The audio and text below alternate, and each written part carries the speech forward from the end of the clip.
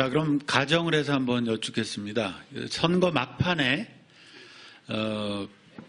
홍준표 후보께서 어느 정도 의미 있는 지지율을 확보하고 그리고 문재인 후보가 1등을 하는데 홍준표 후보와 안철수 후보가 단일화를 해서 예를 들어서 안철수 후보로 단일화로 되면 안철수 후보가 승리한다라고 할 때 보수층에선 홍준표 당신 좀 물러나시오.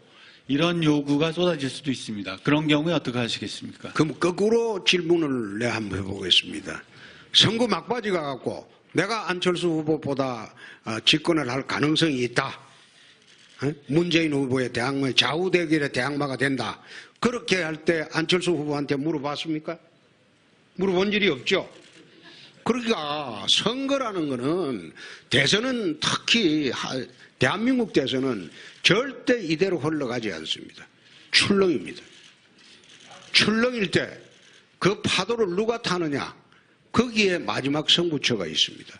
노무현 후보가 3위 하다가 급작히 1위로 뛰어 올란 것은 그는 불과 선거 2주 전입니다. 2002년도 한번 보시죠. 지금 우리 본부장께서 묻는 그 취지는 나보고 들어가라는 건데 그 한국 보수 적통의 후보가 들어가고 지금 보수인지 진보인지도 모르고 좌우에 양다리 떡 걸쳐놓고 가랭이 걸쳐놓고 다리 걸쳐놓고 있는 그 후보한테 양보하라. 그거는 난센스죠. 그 질문 자체가. 거꾸로 안철수 후보한테 왔을 때 홍준표가 만약 세지면 양보할 용이 있는가? 그렇게 물어본 일이 있습니까? 물어보지 않았지 않습니까? 근데 굳이 나한테 그런 걸 물어보는 거는 그건 또 무슨 의도로 물어보는지 내가 이해하기 어렵네요. 이 관훈 토론회에서 저희는 묻는 사람이고 후보로 초청되신 분은 대답하는 사람입니다. 저희는 여러 가지를 물을 수가 있습니다. 질문의 의도를 가지고 말씀하시는 거는 그렇죠. 여러 가지 물어볼 수가 있는데 가불관계로 상징하고 물어보는 거는 적정하지가 않죠. 상대방도 입장이 있는데 지금 세상이 1인 미디어 시대입니다. 1인 미디어 시대인데 언론 입장에서는 무조건 내가 갑이다. 너희는 묻는 대로 답해라. 이렇게 말하는 그것도 옳지가 않습니다. 그러니까 물음을 좀 주실 때 어떤 물음도 좋습니다. 그런데 상대방의 입장을 고려해서 정반대의 경우도 생길 수 있다. 그런 거 생각하고 물어주셔야죠. 그렇지 않습니까? 네, 넘어가죠. 네. 그런데 지금 정권 교체를 바라는 그 민심 중에는 분명히 탄핵에 찬성했던 보수층도 포함이 돼 있습니다. 이들은 다시 말하면 이 자유한국당의 정권 연장을 반대하는 표심이라고도 볼 수 있는데 설득하실 방법이 있으신가요? 정권 교체라는 게 그렇습니다. 지금 교체할 정권이 없어졌습니다. 무정부입니다. 교체할 대상은 지금 다 없어져 버렸어요. 무정부 상태. 무정부 상태인데 교체할 정권이 있습니까? 자유한국당은 이제 일부 문제되는 분들 나가고 난 뒤에 새롭게 이제 후보를 뽑았습니다. 홍준표 정권이 되면 그건 정권이 바뀐 겁니다. 홍준표 정권이 어떻게 박근혜 정권이 이익입니까? 노무현 정권 들어왔을 때 대한민국 국민들이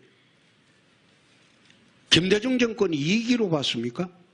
제일 처음에 노무현 정권 들어와서 한 일이 뭡니까? 김대중 정권하고 차별화하기 위해서 대북 송금 특검을 해가지고 단절을 하고 출발을 했습니다. 당하고는 다르게.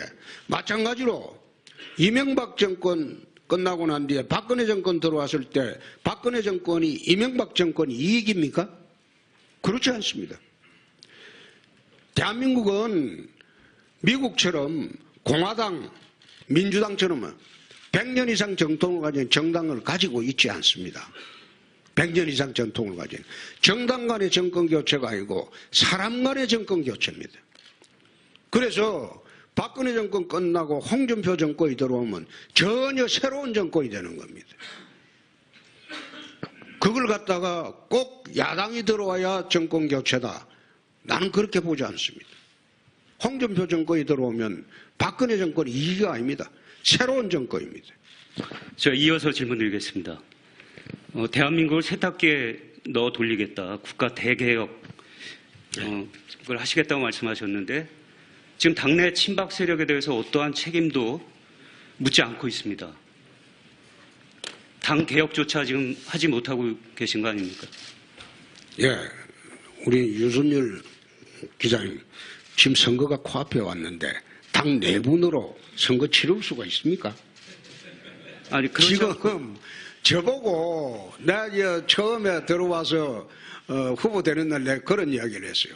초상집 상주가 될지 잔치집의 혼주가 될지는 한번 지켜보자. 내가 초상집 상주가 될지 잔치집 혼주가 될지는 지켜보자. 지금 당 내분에 휩싸여 가지고 누구를 쳐내고 대통령 선거에서는요, 지게작대기도 필요한 게 대통령 선거입니다. 그런데 어떻게 당 내부에 내분 그거 정리하는데 시간 보내다가 대선 끝날 겁니까? 친박 문제가, 내가 분명히 그런 이야기를 했어요. 친박이라는 것은 대통령 국정 지지 세력에 불과하다.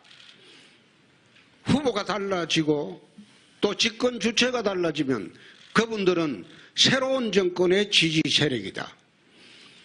소위 개파라는 게 나는 친노는 내 개파로 봅니다. 좌파 이념으로 뭉쳐져 있기 때문에 이념 집단으로 봅니다. 그래서 그것은 개파가 있을 수가 있어요.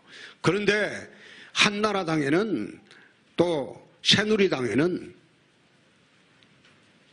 국정 지지 세력이었지 그걸 특정한 개파라고 난 보지 않습니다. 지금은 과거 친박이었던 분들도 당권 정지됐던 분들도 홍준표 대선을 위해서 열심히 뛰고 있습니다. 고마운 사람들입니다. 만약 제가 집권을 하게 되면 그분들은 또 국정 지지 세력이 됩니다. 저는 정치 22년 했지만은 어느 개파에 속해 본 일 없는 독고다입니다. 독고다이라고 하니까 이걸 자꾸 일본말로 생각하는데 그 우리나라 속어입니다. 혼자 결정하고 혼자 고뇌하고 그리고 혼자서 헤쳐나간다. 우리나라 속어입니다. 그런데 여태 22년 동안 그런 정치를 해왔어요. 그런데 이번에 22년 만에 독고다이한테 세력이 붙은 겁니다. 자유한국당이라는 세력이 붙여준 겁니다. 그래서 저는 기울어진 운동장이고 힘든 싸움이지만은 한번 해볼 기회가 생겼다. 그렇게 생각하고 지금 대선하고 있습니다. 더 이상 내 친박 문제 그리고 바른정당과의 관계 그것도 내가 관여하지 않겠다고 했습니다. 관여하지 않고 내분 그게 중요한 게 아니고 국민을 향해서 지금 어떻게 뛰고 어떻게 메시지를 보내느냐 그게 중요한 시점이지. 지금 당 내분에 지금 휩싸여 가지고 만약 내 집권해 보세요. 바로 계획을 당 계획부터 싸게 뿌리죠. 지금은 내가 당 계획할 시간도 없고 힘도 없습니다. 하나만 더 여쭙겠습니다.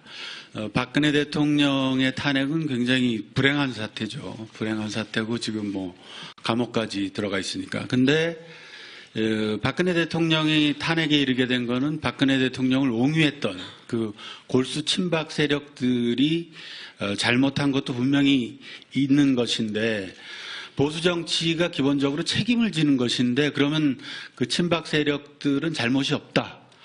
내가 집권하면 그 사람들이 나한테 충성할 것이다. 뭐 이런 얘기입니까? 그런 뜻이 아니고 그분들은 핵심되는 분들이겠죠. 핵심되는 분들. 다른 분들이야 그냥 이제 박근혜 대통령 덕을 봐서 이제 공천 받아서 당선된 사람이고 나머지는 정말 중요한 건 핵심 세력들이겠죠. 그 핵심 세력들은 사실상 정치적으로 박근혜 대통령하고 같이 탄핵이 됐습니다. 정치적으로 움직이기가 어려워요. 그 핵심 세력들은 우리가 정치적으로 같이 탄핵이 됐습니다. 그래서 이번 선거 전면에 못 나올 겁니다. 선거 전면에 내세우지도 않습니다. 그분들이 스스로 뛰어다니면서 홍준표 선거운동을 하는 것은 변론으로 하고 나머지 제가 선거운동의 전면에 내세우지를 않습니다. 네. 원론적인 질문 하나 더 드리겠습니다. 후보님은 이념적으로 보수를 지향하는 정치인입니다. 그렇지만 한국 사회에서 보수 진보의 기준은 모호한 구석이 적지 않습니다. 후보님이 생각하시는 보수는 어떤 것입니까? 아울러 지난 9년, 10년 보수 정권은 보수 가치를 제대로 지키고 실천했다고 보십니까? 보수 진보의 그 갈림길이라고 하기보다는 좌파우파의 갈림길이죠. 좌파우파의 갈림길을 저는 그 우파는 자유를 중점적으로 가치를 두는 집단으로 생각을 하고 좌파는 평등을 그 중점적 가치로 두는 집단으로 그렇게 봅니다.